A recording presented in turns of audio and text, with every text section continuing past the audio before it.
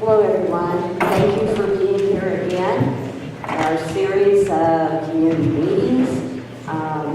And I do want you to note that we will have one more on December 20th, and our staff, the recovery team, will come up and explain all of that. Tonight, we're looking at housing and other resources we have. And I just want to tell you, we need to remain Mendocino strong. Today, after my board meeting yesterday, I drove all the way to Sacramento. And I attended Mendocino County, is a member of the Rural Counties Association. And as a member of that, we're also an affiliate of the Golden State Finance Authority. I sit on both of those organizations' board of directors. And I'll try not to cry, but today the Golden State Finance Authority awarded Mendocino County for its fire victims assistance of just a few dollars under $234,000. So we got some more money coming to help us rebuild and stay a strong community. And again, we need to stay Mendocino strong. So, Miss Tammy, who's next? Oh, I think I know that. And that money, I will be on top of it to make sure the agreement we make with that authority is right for us. And Carmel and I were in Sacramento last week as well, and went to talk to them that maybe our agreement will look a little bit different than other counties that they're assisting with fire relief, disaster funding.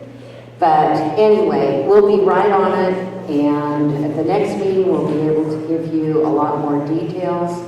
So it's my honor to introduce a woman that's put together a whole county team. And I want you to know these county staff members have pretty much worked 24/7 since the disaster. And I'm very proud of them, and I hope you are too. They're your friends, they're your neighbors, and this is what we all need to do together. So without further ado from me, Ms. Carmel Angelo.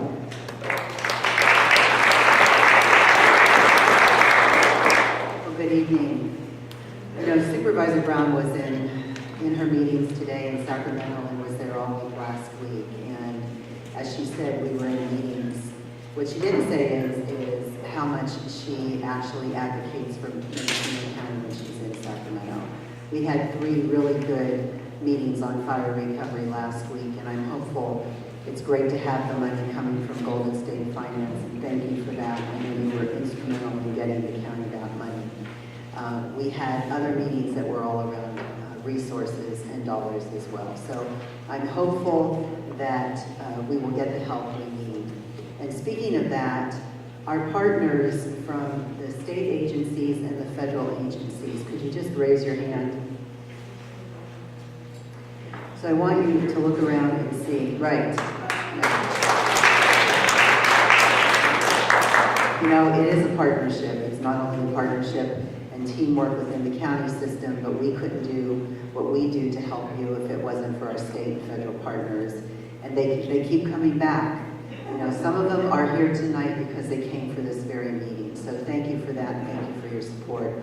And all I want to say before Tammy Moss-Chandler comes up, who is our recovery director, who's doing the dynamite job, is that Mendocino County is open. We've been open since October 8th. We never closed our doors. All of our services are occurring every day as needed. And we're here for you. We're going to be here for you. We're not going anywhere. You're losing sleep, we're losing sleep. We're all in this together. So thank you.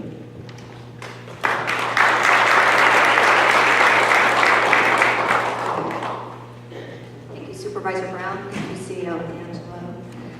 Dan Storms, our Eagle Peak School principal, is unable to be here tonight, but we have the assistant principal, Blair Carlson, here, and she wants to make a brief announcement to make sure everyone knows what's happening for the students who've been impacted by the fires. Hi everyone, my name is Blair Carlson. I'm the assistant principal here. Welcome.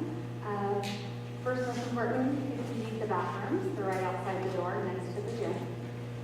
Second, we would like all of you to know that we are here every day for your children. If you still know children that have been impacted and for some reason some needs have not been met, please contact us. You can contact any of the schools, but Dan or I can be contacted directly here at Eagle Peak. We are here for your children. The other thing that we wanted you to know tonight is that all children and families affected by the fires have been invited on December 12th from 5:30 to 7:30 at Ukiah Valley Conference Center, a students' holiday bash to celebrate the families. The children have received invitations from the principals at school, so we wanted you to be aware that that's happening. And again, if you guys have any children out there that need us, please contact us here at Eagle Peak or any of the other schools in the district. And that's all. Thank you. Thank you, Blair. You know, this is the first time we've gathered for a community meeting in 3 weeks, and we know there's not as many folks here tonight in person as there were in November, but this is being live streamed, and there will also be tape available on YouTube, so it's being recorded. So if you have neighbors or friends who weren't able to be here tonight or watch the live stream, but you want to, let them know about the YouTube site, that'll be available through the county site as well. So we're meeting tonight. We're going to focus on housing and some new resources that will be coming out for fire survivors in the next week. And then next Wednesday night, there's actually a meeting for Redwood Valley MAC that will be helping support as the county's recovery team, started by Chris Boyd, who's the chairperson for MAC, to just share a little bit about next Wednesday's meeting. Thank you, Tammy. Hi, everybody. I'd just like to point to a couple of other MAC members who are sitting in the back of the room. Sheila Rogers, our vice chair, and Katrina Fry, our treasurer. And so we're in and around the community, and we're happy to be here for you guys. The meeting that we're going to have for the MAC is next week. It's always the second Wednesday of every month at 5 in the evening to 7 in the evening, and that'll be at the Grange. And we have a couple of items. I know you're going to hear about housing tonight, but we're going to talk more about housing a week from now. And like Ferris Bueller said, things are happening pretty fast around here, so there may be some more news by next Wednesday on housing. We're also going to talk about a permit process for the Flocana group. They have submitted their permit request, and that was of great interest a few months ago. So that's going to be on the agenda. And then also the West Company is going to do a presentation. They've been in the county for almost 30 years. They pair up organizations to assist in business development and growth in Mendocino County. And I know we lost a lot of businesses. A lot of you might have lost businesses or equipment or other items that you need to keep earning your keep here in Mendocino County. So we're hoping that the West Company will be able to share some information that will be helpful to all of us. So hope to see you next week at the Grange. Thank you.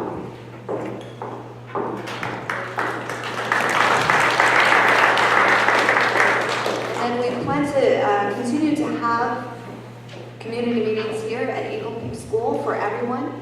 And we've scheduled those for the third Wednesday of the month. So those of you who are in Redwood Valley can attend the Redwood Valley MAC on the second Wednesday of the month. We'll have a town hall forum here for everyone on the third Wednesday of the month, and that schedule's out on the table with other information. And then we'll continue to schedule, if we need to schedule additional topical supports in between those two meetings over the next 6 months. We're really here to serve your needs and see what topics we need to help you support in a deeper way through community forum or workshop. So I've asked Nash Gonzalez, our Director of Planning and Building Services, to come up with U.S. Army Corps of Engineers and U.S. EPA to give you a brief update on debris removal and cleanup efforts before we dive into the topics for tonight around housing and the new survivor support. So Nash. Thank you everybody for showing this evening, and thank you state agencies federal agency's Army Corps of Engineers. The debris cleanup has begun.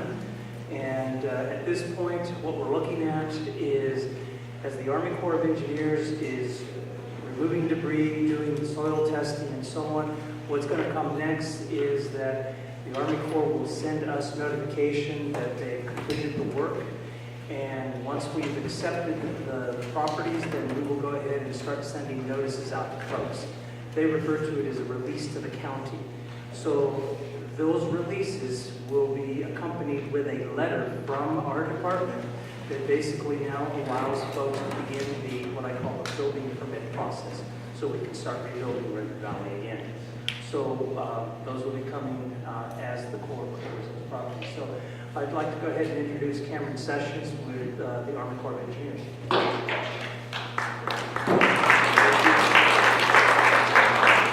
Just to give a little update for you on how we're doing in Mendocino County.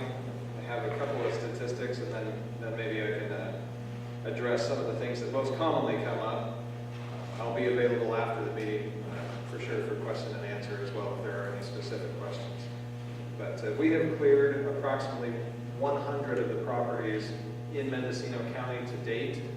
We have completed soil testing and fully cleared those 11 of those parcels and returned those back to the county. So we are really just getting into that process. In total, there's been 26,000 tons of debris removed. Some of the most common questions that we get are, what's going on with my property? I haven't heard anything. We are working on that information. There is a debris information line that you can call. I have that number. It is, should have it memorized by now, 877-875-7681. There's also an email line, USACE support to Mendocino at usace.army.mil. I can have that information available for anybody who wants it. That actually comes back to a live person. Very often it's me, and I will take the time to look up exactly where your property is and give you the best information on it that I can. Just to understand the process fully, we go in, we do a site assessment, we determine what's there. If there is any asbestos found on it, we push that over to the EPA. The EPA, when they get the asbestos cleared, they let us know that it's been cleared. We get our contractor scheduled to go out and clear the debris from the site. As soon as the debris has been removed from the site, our contractor does soil testing. If that testing comes back clear, we issue a letter, do our final punch list walk with our contractor, sign that and send it over to the county. If the soil sampling doesn't come up clear for testing for fire-related products, we will come in and we'll scrape the site a second time and we'll test it again. A lot of what we're seeing in delays where people have said, hey, my work started, I haven't seen anybody out there since. It's either moved over as tested positive for asbestos, or we came and we finished the property and we're waiting on the clearance sampling to be complete. So that's my update for tonight. I will be available for questions as they come up.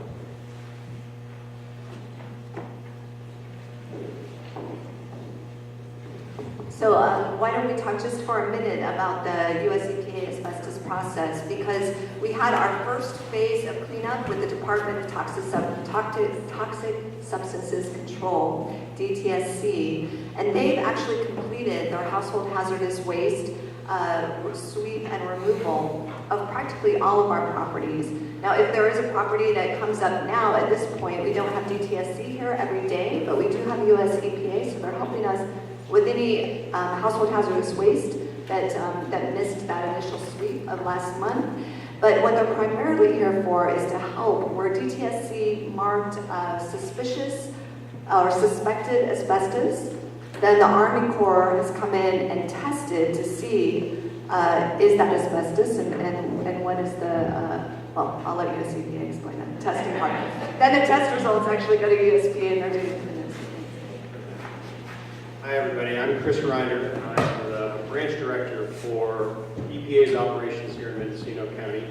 And as Tammy described, we get information, and we get it from a couple different places, some from the DTSC assessments of sites, some from the Army Corps of Engineers assessments, and we take the data that is collected in that process and determine, okay, or they really give us the information on these are sites that need to be cleared for asbestos.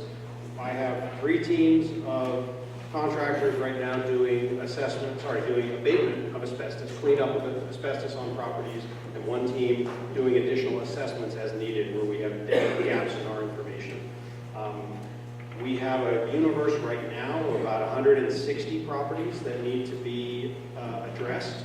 We have either sampled those and determined that they don't have asbestos, or actually cleared asbestos from a total of about 45 of those as of end of the day yesterday. So we're a little over 25% of the way through our list.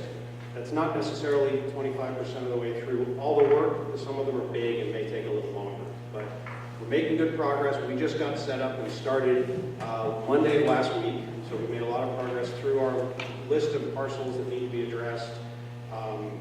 If folks have questions about asbestos and concerns about it, we have some fact sheets out on the table by the door, and we've already spoken with a couple of folks here tonight who had particular questions about the asbestos issues on their property and how quickly we'd be able to get to them.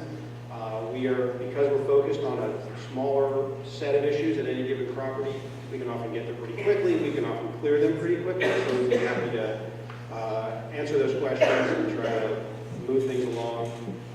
As Cameron described, a site with asbestos gets sent over to us, and we have to clear it in order for them to take their next steps. I keep telling my crews that we're the little train that's driving ahead of the Corps of Engineers, and I want to be sure that at no point can they even see our taillights, and that we're not introducing any delay into their process, that it'll all keep moving smoothly. So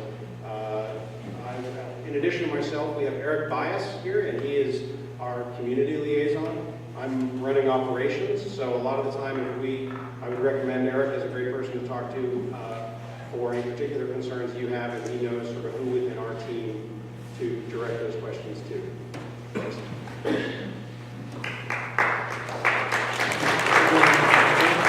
Thank you, Army Corps of Engineers. So, as you mentioned, there's the train. The train has left the station, so a couple of things. I've said it before, and I'll say it again. For those of you that want to relocate back onto your property, there is the administrative permits, no cost to you. Those are submitted to planning and building so that you can go ahead and get a temporary travel trailer placed on your property. This is good for up to 3 years. So again, once these gentlemen are done clearing those sites, or in some cases, if that parcel is large enough, you can go ahead and get that application in and get that going. So I'll remind you again, once they're done and they're ready to turn these properties back over to the county, that notification comes back to us. We then send a letter out to folks saying, now we're ready to begin the rebuild process. With that in mind, I can already see once all of these sites are cleared, people will start working with their insurance companies and then trying to get plans in and permits and so on. I would recommend that you start doing that now. So if you've got the ability to have plans submitted and the rebuilds going, I'd rather get you in the queue now and start processing rather than waiting for the avalanche to come in and everybody wanting their permits at the same time. So again, we're trying to accommodate the rebuild now. So with that, I'll turn it over to Ken. Nash, thank you both. So they'll be back for a question and answer. So I wanted to just remind everyone, and if you haven't been here before, there are note-sized cards, and Heather Gerwitz is walking in the back. She's with Congressman Jared Huffman's office, and she has cards out there. If you're at a table, there's cards and pens at the table. So if you have questions, whether they're individual or for the group, please write them down. If they're specifically for you and you want a response, please make sure you put your contact information, either an email or a phone number or both. And Zoe Fernandez will make sure that we track down your answer to your question, even if we can't answer it tonight. But we have a lot of experts here, so we'll try to answer as many questions as possible tonight.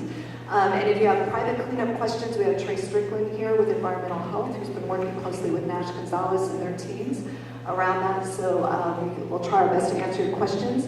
We'll keep collecting those during the night, and then we'll go to question and answer. But as Steve Dunnicliff makes his way up here to talk a little bit about some of the housing strategies for the short and long term, and I know he has partners with our federal and state partners who have information potentially to share about housing. I just wanted to Also remind everyone about the deadline. We printed it on the agenda and right under updates to make sure that everybody knows about the December 11th deadline. And you'll be hearing it on the radio this week. You'll see it in social media already if you're on Facebook or Twitter. We're getting it out through all of our county forums as well as our state and federal partners are. It's a really important deadline. And even just yesterday, we had 4 families registered for FEMA who hadn't registered yet. So we've had hundreds of people, and families I should say, we've had over 900 registrations for FEMA in Mendocino County, but there are still fire survivors who need to sign up, and they only have this week to be able to see if they qualify for grants. And one thing that we've been talking about SBA loans in all of our community forums, but I've asked George Camp to come up with SBA to just make sure, because it relates to housing, this individual benefits that you have as an individual to get a low interest loan to help you with your rebuild and your longer term housing plans. That application also has to be completed by the 11th. And that is something we want to make sure people hear from George, and there's a lot of information we can share with you about that. And we have people here in the room who can help you afterwards to follow up on your FEMA or SBA status. Thank you. It's good to be here. I wanted to let you know, I'm going to repeat that deadline. It's December the 11th, this Monday. And just so there's no question, to be eligible, you have to file the SBA application by close of business on December the 11th. Even if you registered with FEMA, you still need to file the application. Now, it's easy to do. I've got flyers out on the table out there. You can file online. We've got a website address on there. There's an 800 number that you can call. And so all of this information is, or you can go down to the center and kind and file. We've got people down there and we'll have through close of business on Monday. But you've got to do it. And the reason why I'd like to share some information with you, we have made so far in California fires over $75 million of loans to homeowners and businesses that have lost their property in the fires. And the way I want to share with you how these people are using our loan program. They are filing, they're getting the loans approved. They're using the mechanism that SBA has that if you've not decided and you don't know what your insurance settlement is going to be, they're waiting to take disbursement. There's no interest on it, no charges for it, to find out exactly what their situation is. Now that's keeping their options open, and it's very, very smart. And we want to emphasize to you, if you haven't filed, please keep that option open for yourself, because if you file, you get your loan approved, then later on, if you're not settled on your insurance until along down the road, but you find out that you're short, then you have almost immediate access to money to complete your project. So it's all about keeping your options open, and you can use our loan program to do that. It's a low interest, long-term loan program, and it can help you a lot. And a lot of your neighbors or people that are in the same situation that you are using that program. If you find out that you don't need it, then that your insurance is going to cover everything, then you just call SBA and said, cancel my loan. I don't need it. Doesn't cost you a thing. But if the other side pops up and you do need the loan to complete your rebuild project, then you've got very quick access to money to do that. So it's an important key to your long-term recovery, and that's what our program is.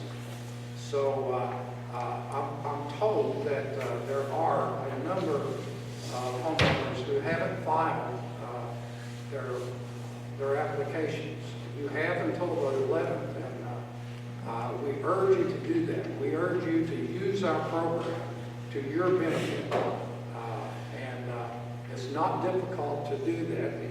The application is not overwhelming, and you can, and it's easy to file. So please keep your options open so that it leads your recovery program because it's there for you. Thank you, George. So if you have more questions about that, please write down your questions about the SBA loan. There's flyers and handouts to help you, and we have FEMA support workers here as well to help you tonight, as well as the Disaster Resource Center. And George will be staying afterwards, along with many of us, to answer your individual questions. So thank you. With that, we'll turn to Steve Duncliffe. Thank you, everyone. So I've actually got, just right off the bat, another quick addition to the agenda here. Where, as you've seen, we've got a large contingent of representatives from FEMA here, and we're actually lucky enough to have the head of the FEMA Task Force on Housing, Ryan Burris, is with us tonight. He's got to get on the road. He's going back to Sacramento, but Ryan, if you could come up and just say a couple of words about FEMA's presence, and then I'll get on to some other points that I can share with the community.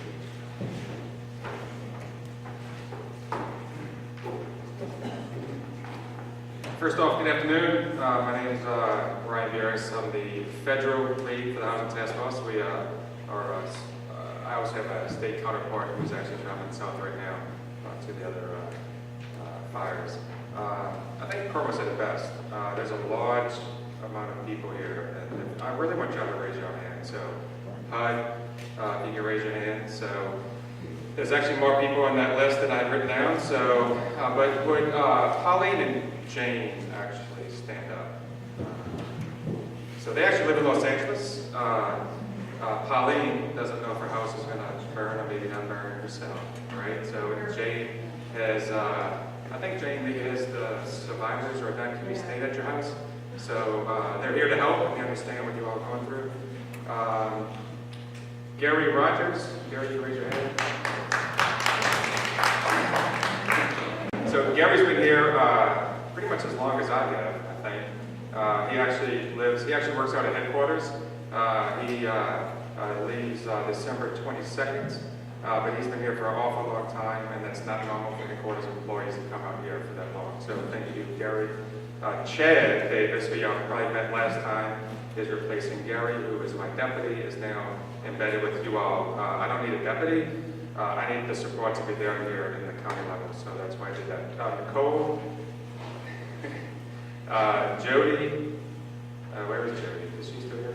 Oh, Jody, stand up. So Jody's actually, the RA for this area, so she's actually one of the people that makes a difference, such like Nicole as well. I'm missing somebody from the state. Who am I missing? Katrina. Where's Katrina?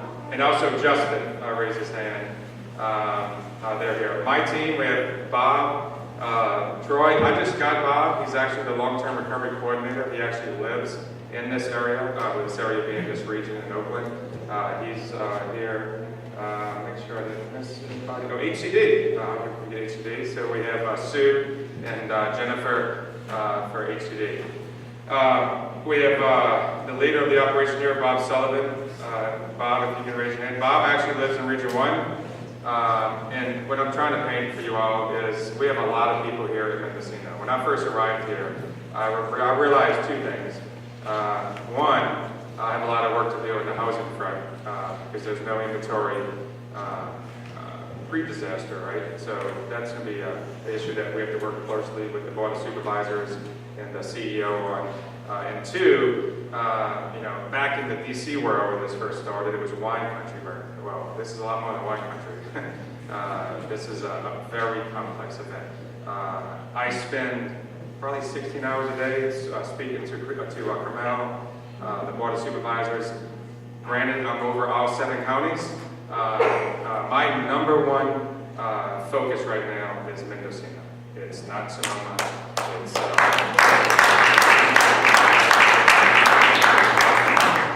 so we left today at 6 a.m. I think, Bob. I said we'll probably head back at 1. Carmen said, no, you're not. there's a meeting tonight. I am going to get back on the road tonight a little bit after this. I have a team dedicated here to answer any of your questions. We have FEMA staff here that can do any registrations, look at your cases. If there's anything you are not getting or you think you get, please work with your county execs, get that information up. We're focused 24/7. I don't personally sleep at all, probably because I have a 3-year-old and a 1-year-old back home waiting for me, and so I don't sleep when I go home, which I haven't been home since October 9th, I believe that is. So, but with that said, my goal, and I'm going to say this, and y'all can quote me, because I already been quoted in the Press Democrat, never knew what it was. I want everybody housed temporarily by Christmas. Will we get there? I don't know. But it's a goal, right? I'm not going to say next year in April. I'm not going to say next Christmas. I'm going to say my goal this year is to house everyone by Christmas. It's a goal. My team is dedicated to that. And my team is all of that team. It's SBA, George, it's the state. I talked to the state. I've never worked in an event where the state has been so supportive to what we're doing. We're getting rid of executive orders to make sure that we can move down range for temporary housing. I've never worked for a county, a board of supervisors that's been so focused on you. So thank you all for that.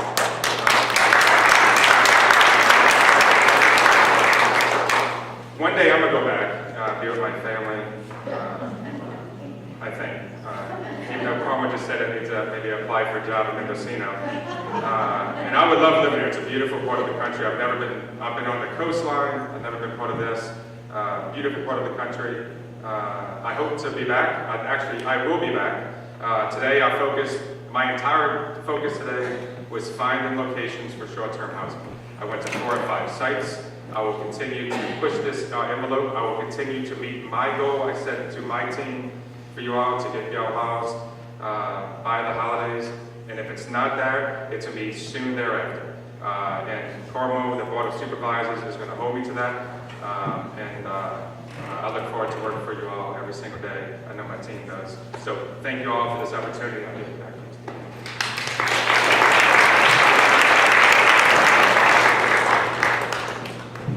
So I think Brian gave a real good overview of what we're wanting to do, and give you a perspective of the team that you're trying to support the community, give you an idea of the team that you're trying to support the community. But I wanted to share some specifics with you as to what we're trying to work toward, and things are literally changing and evolving every hour. So with that said, I think that, of course, one of the best recovery solutions is going to be getting people back onto their own property if they have property. And that comes into the new rule that the board adopted that's been referenced here tonight. And as a component of making sure that there aren't delays with people getting back onto their own property. Before I get off the stage here, I'd like to bring up Trace Strickland from Environmental Health just to give you a little bit of perspective on the well and septic that will need to be reconnected.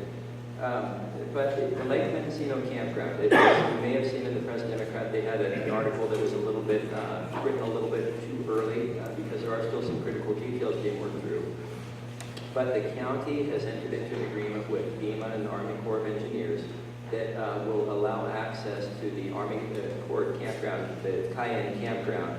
But the critical next hurdle that we've got with this is getting infrastructure built out. As you may know, there's very limited infrastructure associated with the Cayenne campground. A very expedited request for proposals was already issued and no bids were received. It's my understanding that FEMA has contracted with a large entity with the goal of getting infrastructure built out there very quickly. The fairgrounds, FEMA is also working with the fairgrounds trying to gain access, whether it's at the established campground site or elsewhere on the property, with the goal of getting people that are actually displaced and nowhere to go right now into housing. Some numbers for you, just to try to bring perspective to this. The FEMA numbers at this point are 37 families are qualified for what they call direct housing assistance with nowhere to live at this point. And there's about 45 families that are preliminarily approved. So it gives you a little bit of a sense of the numbers that we're trying to address. Some other just sort of items to bring you up to speed with so that you know what we're dreaming and scheming about. Well, one bit of good news that's just been working its way through at this point is ground has been broken on a 72-unit apartment complex in Ukiah off of Brush Street near C&M Mini Storage. And they expect that to be a 13-month construction cycle. And so again, as you all know, housing was incredibly tight in this community before we lost 340 more housing units. So it won't be an end-all be-all solution, but it'll move us in the right direction. Rural Communities Housing Development Corporation also has a subdivision that's approved that they're working on a plan to bring in 10 more housing units within the next year. And the Redwood Valley Elementary School, I want to bring that to the community's attention. I've been out there multiple times with multiple partners. I think that I've gotten every one of our state and federal partners out there. And the dream or the concept of utilizing that site for housing, initially we were pushing to try to get that site utilized for emergency housing. And no plan has been created yet that's been shared with the school district. I want to make that clear. But it's my understanding that the school district staff are supportive of the concept of trying to get that site that's been vacant, sitting there for 7 years, utilized in some way. And the school district board will be meeting next week. And it's my hope that we can get some sort of a proposal in front of them to start a discussion on utilizing that site for housing. You know, with that being, and then also that the county has a leadership initiative, and the leadership staff in the county, which just means county staff, have been gathering together and trying to figure out how to support the community in this rebuilding process. And an initial concept that had been talked about was trying to do some sort of a nationwide design competition and meet with the community and talk about what represents the community, and we want to be fire safe and whatever else will come up. And with the goal of having pre-approved plans that could be that could expedite plan review, turnaround times, and reduce permitting costs. We've had a lot of conversations with a lot of folks, and it seems like that might not be the perfect solution that we were hoping it would be. But as of today, a new iteration of that concept is we're working on putting together some sort of a rebuilding exposition where there could be workshops from the community college, from builders in the community talking about innovative construction techniques. We could have banks there that could talk about the construction loan process, and just trying to make sure that there's inspiration for the community that needs it in the way that they would rebuild fire safe landscaping and that type of thing. And so we're working with your municipal advisory council. We're hoping to be on their agenda at the next meeting that they've got on the 13th and talk about our selected concept in further depth and see how we can partner with the MAC in getting that done. So with that said, I'd like to bring up Trey Strickland here quickly, just so that he can give you perspective on well and septic, what you need to watch out for, make sure that you don't end up with an unforeseen delay. Thanks, Steve. So from an environmental health perspective, if you had a functioning well and septic system before the fire, then we're presuming that it still is functional, unless we hear from you otherwise. So if you know you have an issue after the fire, then you need to give us a call, and we'll work with you to discuss what the options are. And if you have any questions or concerns, please also give us a call. We want to help you make it right.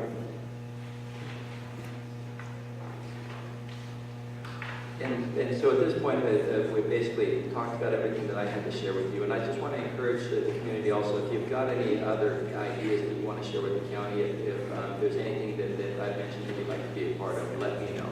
And with that being said, I'll turn this back over to Tim.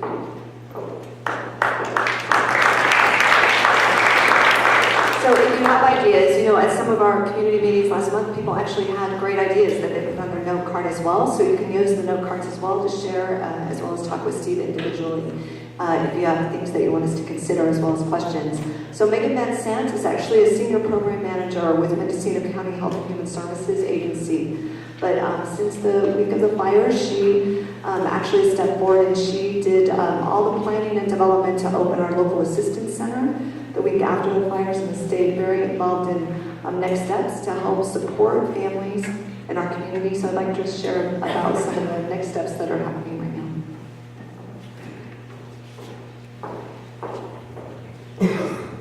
Thank you, Tam. And thank you all of you for being here tonight. It's really an honor to come and speak to you. I met many of you when you first came to the Local Assistance Center, not all of you, but hearing your stories was very compelling and important to me, and I really appreciate your time here tonight. I wanted to explain the disaster case management process and how we're going to be unfolding that in this community moving forward. Disaster case management was a new concept to me when I started learning about how disasters are handled, so I feel like it's important to let you know what we're going through and what process we're working on, because it's all about you. My staff and I, which I'll explain in a second, are going to be beginning a series of check-in calls with all the survivors. So we're going to be calling all of you. It's not a series for you. We are going to be calling all of you to check in with you, find out where you're living right now, how things are going for you, what kind of challenges you're experiencing, and really learn from your experience so we can figure out how best to support you. I know you've been getting a lot of calls and having to talk to a lot of people, so I hope you'll take our calls. We're local people and we want to hear from you. Through this process, we're going to be identifying families that are in need of extra support, and this can be for a lot of different kinds of things. That they might need some extra help with paperwork, or figuring out their next steps in their recovery process, figuring out how to navigate through FEMA, other disaster-related unmet needs that might be identified through that check-in process. And those families will be offered support through our case management team that can help you figure out your next steps in the recovery process.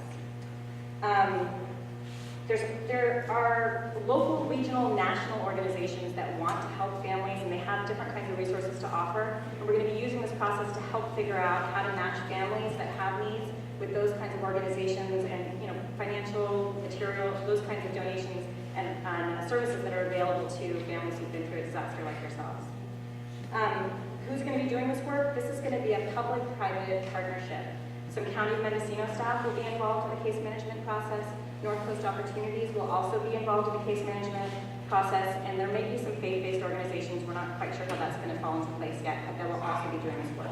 All of us will be local. All of us are committed to this community. We're really here for you. We're really good at paperwork. We're not going to make you fill out paperwork. So we're going to be working with you where you're at, trying to help you through the next process in your recovery.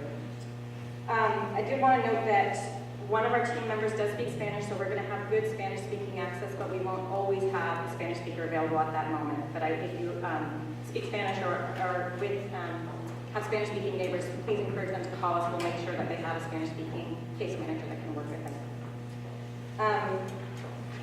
So now that I've described the process, I wanted to let you know about the place. Starting on Monday, we are opening the Redwood Fire Survivor Resource Room, and there's a flyer out back. You should take one to yourself or anyone else you want to share it with. This is going to be at the High Valley Conference Center in the Riesling Room. We'll have drop-in hours Monday through Thursday from 10 to 2, but you're also welcome to call us and make an appointment. Please don't wait for us to call you if you have questions or concerns, or you're concerned about one of your neighbors. Feel free to call us, tell us if you have some things you want to talk about or figure out your next steps, or if you have neighbors you're worried about, let us know. We're going to be calling people in no particular order, so we're happy to take your calls too. Don't just wait for us. Anyway, the information about the resource room is out there. Let's see. Our phone line works now. Our phone number is 621-8817, but our drop-in hours will begin on Monday. I also wanted to announce a support group that we have kind of facilitated for survivors. This is a free 6-week session. It starts in January on Fridays from 10 to noon. No, 12 to 2. This one's during the day. There will be another one in the night once we can figure out who can facilitate that. This is going to be a support group only for survivors. It's going to be facilitated by a counselor who's trained in disaster-related trauma. And I really want to encourage you to consider it. If not for yourself, if you have some neighbors you're concerned about, please encourage them to consider coming to the support group, seeing if it can be helpful to them. What I've learned about in a disaster process, the trauma experience lasts for months, could be years. It's a really intense experience we've all been through. And seeking support, there's no shame in that. I really want you to know that this support group will be here for you. Please consider it if it's something that you think would be helpful to you. There's a sign-up list out in the back if you want more information about the support group or about the case management process. But I also realized you could just put it on one of those cards too if you want to be contacted just for more information about the support group or more information about the process. Or if you know for sure right now that you need case management, that's fine too. We're going to be, gathering all this information and finding out the best ways to support you in your recovery. So thanks.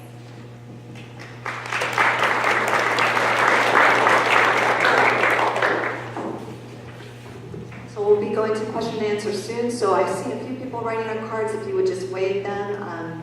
Heather and Zoe has other folks with ACLE walking around to grab your cards if you have questions for tonight.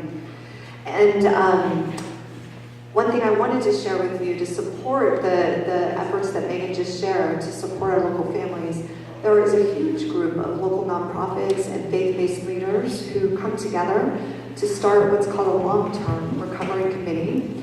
And we had well over 50 people in the room the other day, all coming together to basically say, how can they help? How can they support this effort? How can they learn about and help address your unmet needs? So we want to really hear what your needs are, like Megan said, and what we can do creatively as a community to fill the gaps, because we know what we receive from our federal and state partners is really, really important, but it's not going to be enough. And it's not going to be enough to help us fully recover through the long term for a lot of our families, unless we all continue to come together and be creative in how we address and fill those gaps. So we have a few questions to start, and I'm going to ask folks to be ready to come up to answer the questions with our federal and state partners, because I don't know what the topics are. Also, PG&E has a representative here as well. There are often PG&E questions that come up that we can always answer. So if you have a PG&E question, you can come up to the PG&E community. So the first question, not to Jerry, is for the Army Corps. All right, so Cameron's on his way up. Go ahead, Senator. What is the process of recourse for damage caused by the Army Corps cleanup crew? I.e. marked septic tank roof broken open well, PG&E power pole torn out, 90% of the paper torn out and usable by heavy equipment traffic. Now, why don't you come up here, Kevin? It might be easier for them.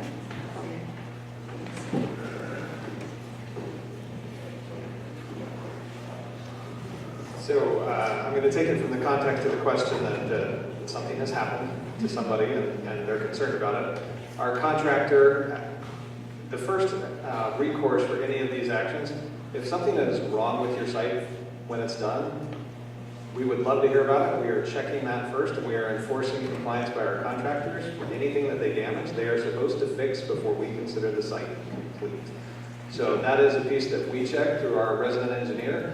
They go out to the sites and check them. Anything that you're finding that does not meet your expectations, please just let us know, and we will hold the contractor responsible to go out and fix those. Now, I do need to manage a little bit of expectation.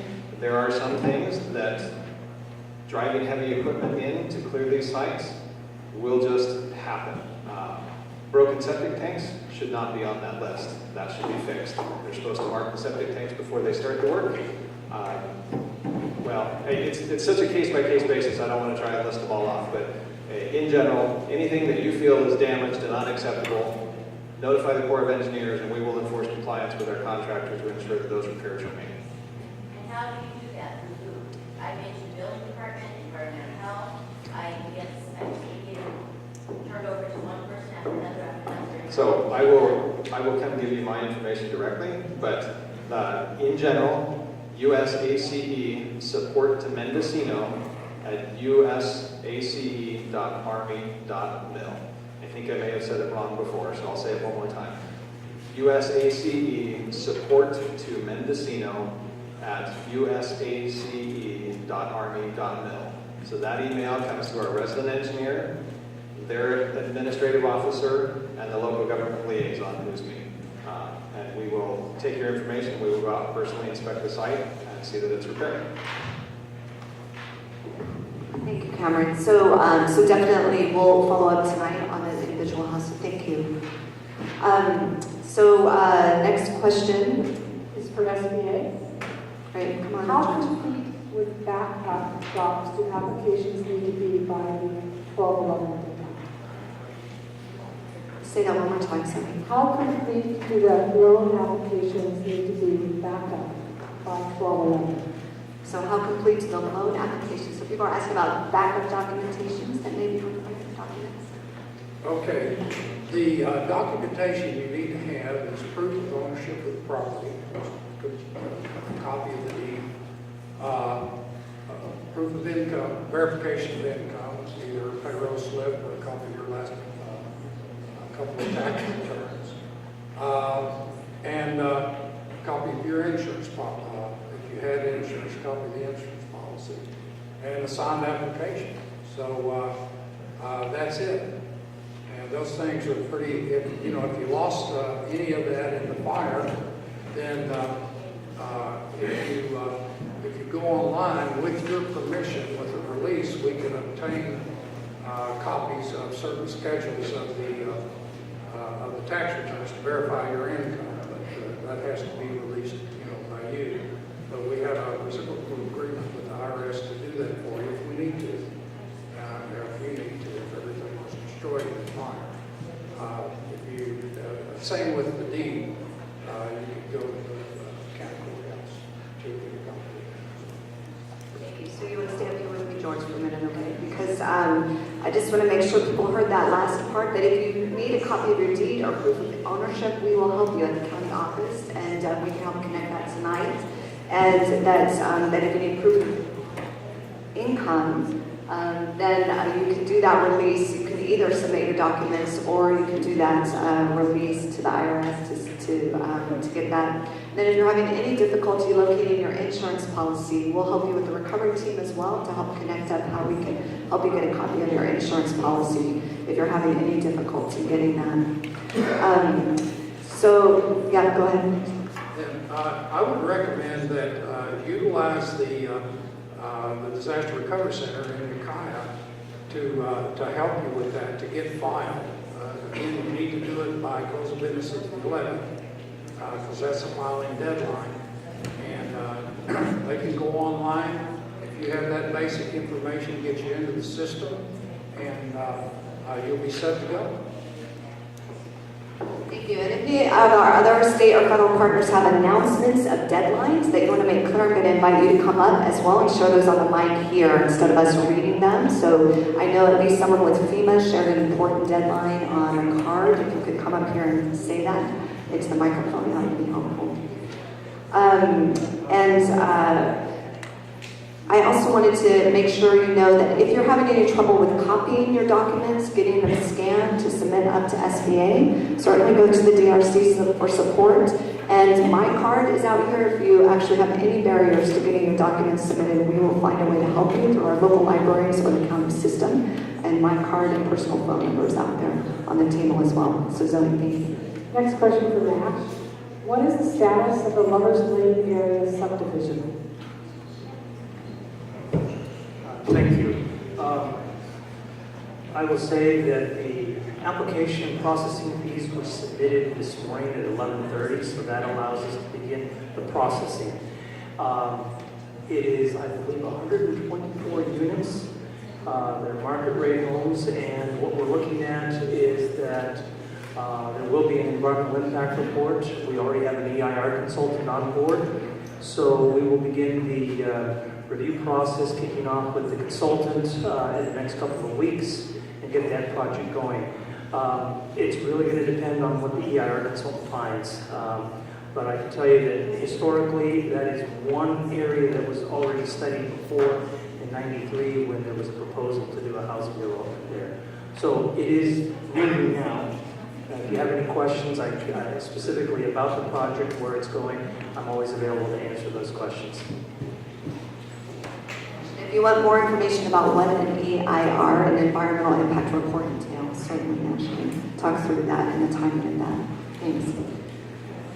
So I know there have been a lot of questions about vehicles in our past meetings, so I want to thank our local CHP Commander Bruce Carpenter for being here tonight to answer any vehicle questions, but first we'll go to Zoe with the next question. So this one's for Trey. Runoff from Lorraine. If you have a well, should you have the well tested? So the contaminants of concern that we're dealing with they're going to tend to hang out at the surface. They're not water soluble. They're not going to infiltrate into the ground. So unless you have some specific damage to your well casing, in a very unique situation where you're having runoff drain into your well, if that's the case, then definitely give us a call and we'll work with you on the best way to deal with it. But in general, there shouldn't be a concern with the sanitary seal on your well or the impact to your well. Last call for questions. We don't have any more questions. We do have an announcement from FEMA, but if anyone has any more questions, we'll collect those, or you could...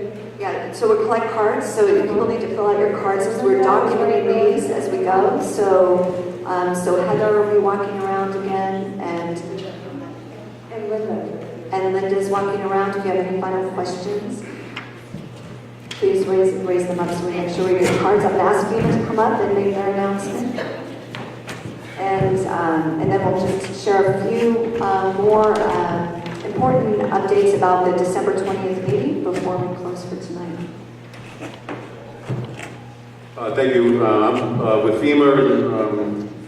I wanted to be sure I stayed in my lane. Why would FEMA be up here talking about a state program? We want to be sure everybody gets all the help that's eligible to them. And we wanted to make everyone aware of the state of California has a program called DUA, Disaster Unemployment Assistance Program. Anybody who lost wages due to the disaster, so your business was closed, you couldn't get to work, and you lost wages because of the fires, you may be eligible for some assistance through the state of California.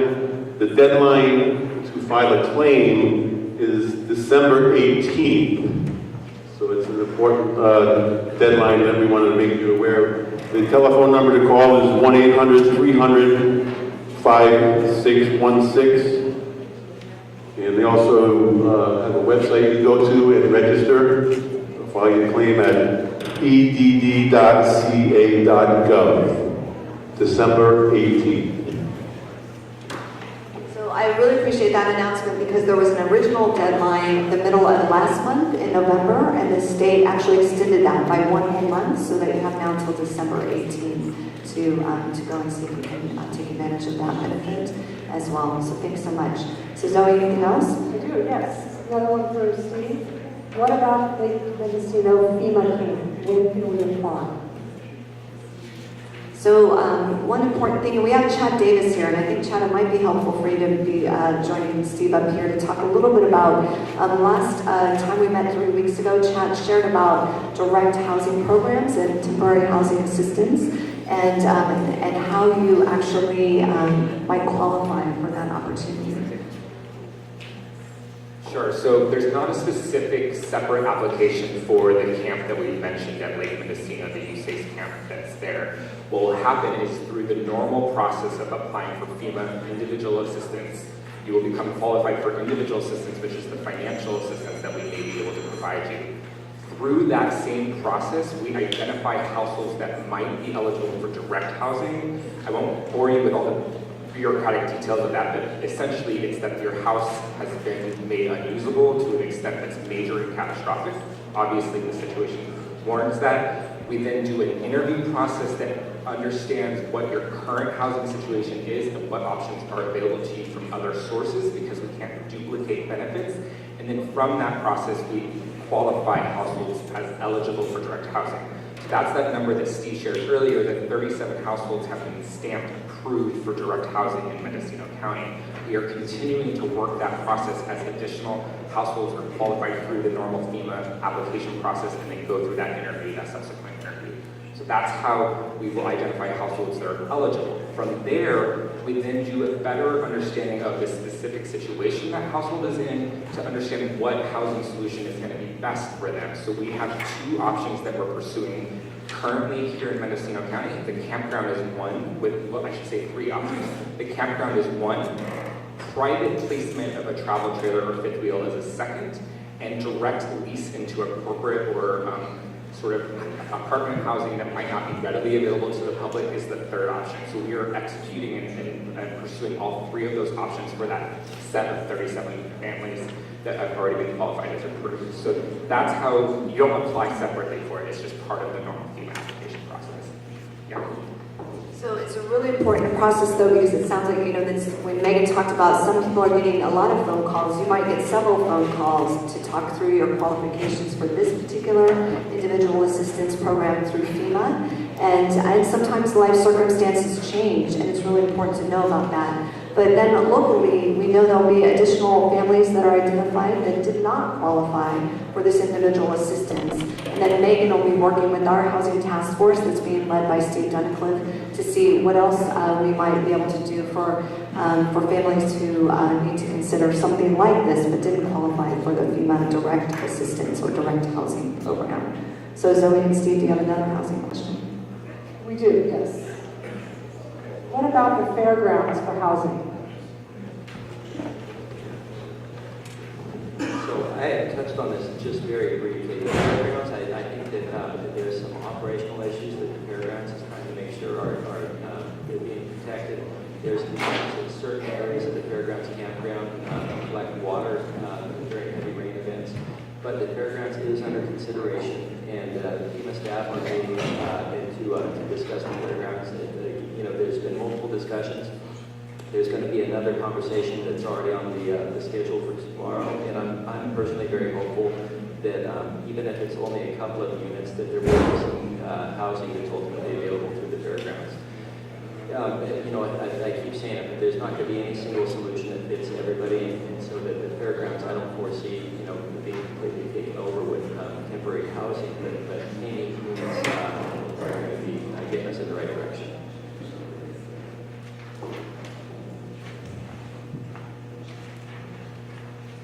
So I had a thought that escaped me. Another question. We do. We have a couple questions for Max. First one is, are Class A building code standards changing? What are the changes? If so, when is this going to be made? Thank you. There is an item that will be going to the board subcommittee next Monday, I believe, and what they're going to be doing is talking about potential changes. Now, again, this is a code that needs to be updated, and this was on the table to be looked at back in September, but again, because of the fires, we ended up putting this on hold. Some of the things that have to be looked at, again, are fire safe standards that need to be incorporated. This is something that will go before the ad hoc committee, and then recommendations made to the full board, and the idea is to try to get this to the board in January.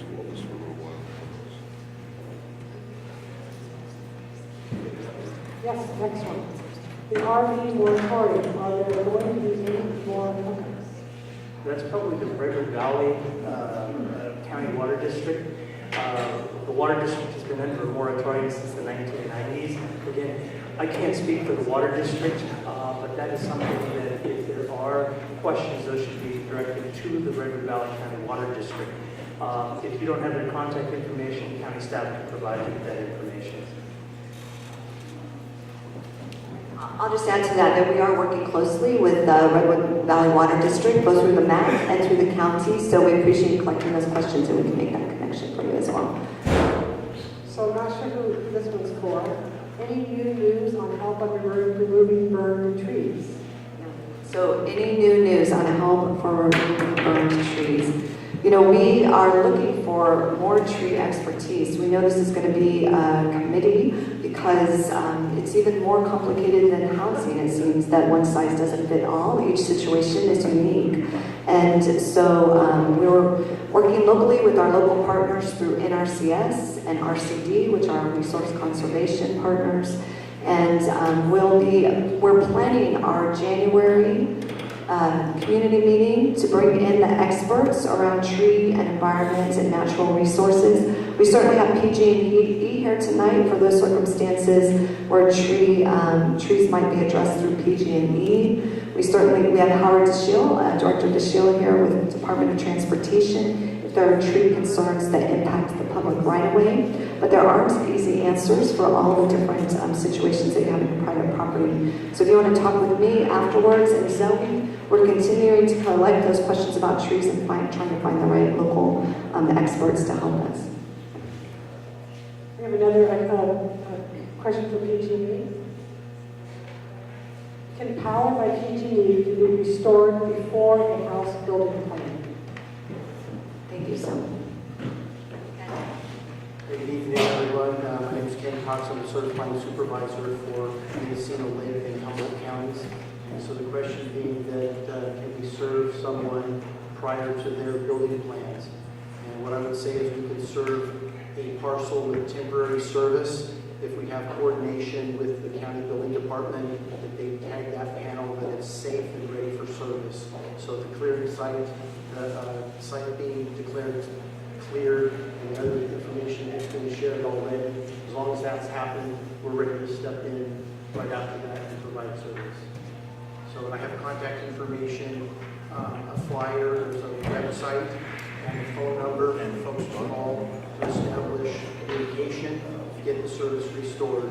We're not charging for temporary service or moving to a permanent service if they are temporary to begin with. I have my card, anybody after the meeting, if they want to walk up to me, I'd love to talk. Thank you, Ken. So Ken will be here in the foyer. So we have a question we're not sure about. We're wondering if anybody can see this. I don't think they're together. Who is Vanguard, and are they doing inspections? Okay, we have a chat coming up.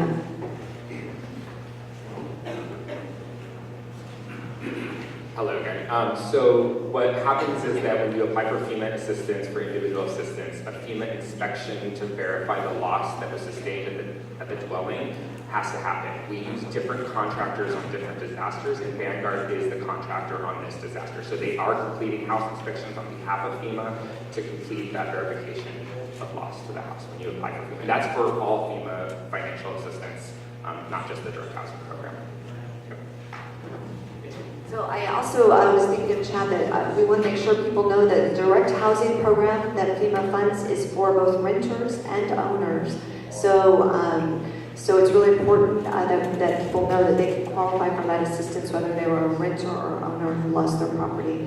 And you know, George is here with the SBA as well, that the SBA loan that you apply for, actually you can get up to $200,000 for your home, but up to $40,000 for your belongings. So even if your insurance covers all your rebuild but wasn't sufficient to replace your belongings, there's a loan opportunity for up to $40,000 for your belongings.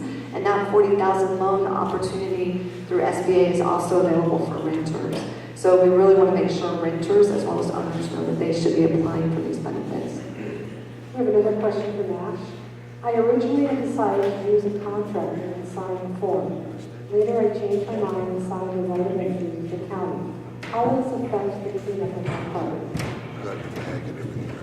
So as I understand it, somebody decided to use a contractor to begin with, and now what they want to do is they signed the right of entry, which again, I'm not sure if they signed it before or after the due date. But in any case, these are things that we will work with the Army Corps of Engineers to try to get you on that list so that the Corps can still deal with this. So again, how does it affect the cleanup? It should not. It just means that, you know, and this is something that maybe I'll defer to the Army Corps, but they started taking those REOs as they were coming in. And there are some out there that may be coming in, and this may fall in that category, but, and I don't want to use the word delay, but it just means that others are being cleaned up ahead of you. So I don't know, maybe I'll ask Cameron to help me out with this one, but we were originally taking them in, we're vetting them, we're handing them to the Corps. So as far as we're concerned, we're still doing that.